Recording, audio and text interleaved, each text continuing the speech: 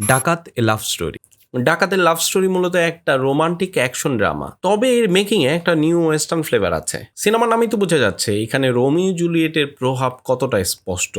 এমনকি সিনেমার মধ্যে আমরা দেখি যে হরি সরস্বতীকে সরাসরি জুলিয়েট বলে ডাকতেছে। এই ধরনের প্লট আমরা হলিউডে টাইটানিক থেকে শুরু করে বলিউডে কেয়ামত সে কেয়ামত তক সহ বহু সিনেমায় দেখেছি।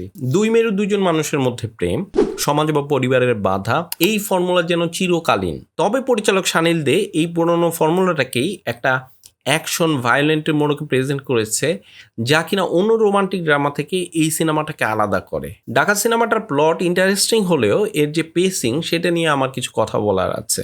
গল্পের যে ফার্স্ট হাফ সেটা মূলত প্লটকে ডেভেলপ করতে চলে যায়। এইখানে পরিচালক সময় নিয়েছেন তার ক্যারেক্টারগুলোকে ডেভেলপ করার জন্য, ফলে পেসিং কিছুটা স্লো মনে হতে পারে। তবে সেকেন্ড হাফে এসে গল্পের গতি এক লাফে অনেক বেড়ে যায়। একের পর এক রহস্য উন্মোচন হতে থাকে এবং অ্যাকশন সিকোয়েন্সগুলো গল্পে নতুন মাত্রা দেয়। চিত্রনাট্য যেটা সেটা লিনিয়ার থাকলেও গল্পে প্রচুর পরিমাণে ফ্ল্যাশব্যাক ব্যবহার করা হয়েছে। এই ফ্ল্যাশব্যাকগুলো হরির বর্তমান অবস্থার পেছনে যে কারণগুলো সেইগুলোকে বুঝতে সাহায্য করে।